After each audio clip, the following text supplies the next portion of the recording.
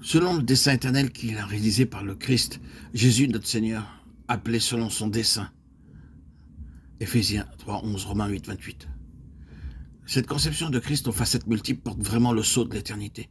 Le dessein et les conseils éternels concernant l'univers dans son ensemble et l'homme en particulier.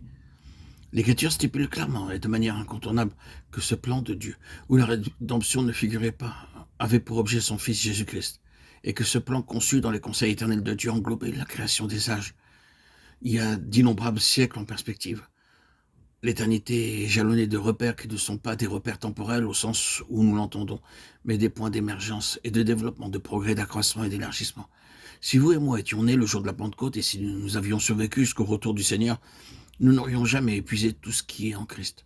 Nous aurions certes découvert quelque chose atteint un certain stade dans notre connaissance de Christ, mais il nous aurait fallu un siècle de plus, dans des circonstances différentes, pour découvrir ce que nous n'aurions jamais pu découvrir dans le contexte de cette vie présente. Et une fois passé, ce stade, de nouveaux horizons s'ouvrirait sans doute devant nous.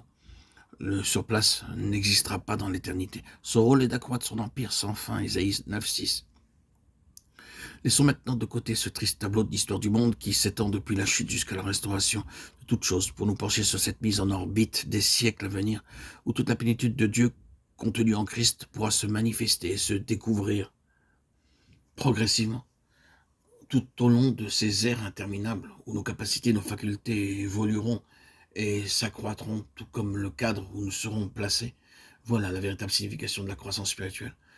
En faisant donc abstraction de cette création en ruine, nous verrons alors que les âges ont été créés en Christ, par Christ et à travers Christ, d'après le dessein éternel que Dieu s'était proposé de réunir toutes choses en lui.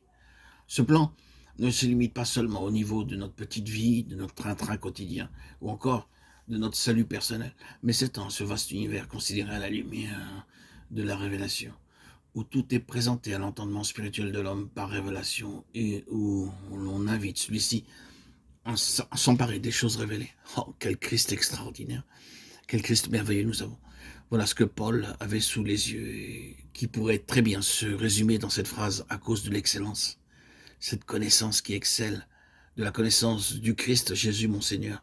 Paul est déjà un vieillard quand il s'écrit que je le connaisse lui.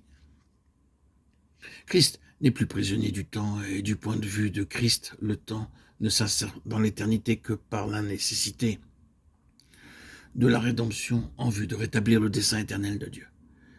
Christ dépasse infiniment ce que vous et moi pouvons imaginer. Voilà le message percutant que Paul nous adresse. Lui-même a commencé par cette approche étriquée d'un messie juif et finira par un Christ allant bien au-delà de tout ce qu'il avait vu ou connu jusque-là, si bien qu'il poussera cette ultime exclamation, que je le connaisse lui. Et l'éternité ne suffira pas pour cela. Quel Christ fabuleux! C'est Christ qui nous élèvera et qui nous affranchira. Toutefois, ce n'est pas en nous faisant la courte échelle qu'il le réalisera, mais en se révélant à nos cœurs. Comme Paul, comment Paul est-il parvenu à abandonner les vues étroites qu'il avait adoptées sur la personne du Messie? Eh bien, par une révélation de Jésus-Christ.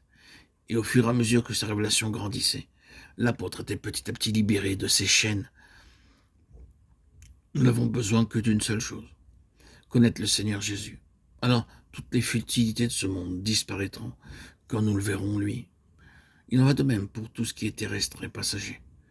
C'est alors que sur la toile de fond de nos vies se dessinera quelque chose de substantiel, capable de nous garder intacts dans les temps mauvais. Ainsi, nous verrons la grandeur de Christ et la grandeur du salut qui s'y rattachent selon son dessein éternel.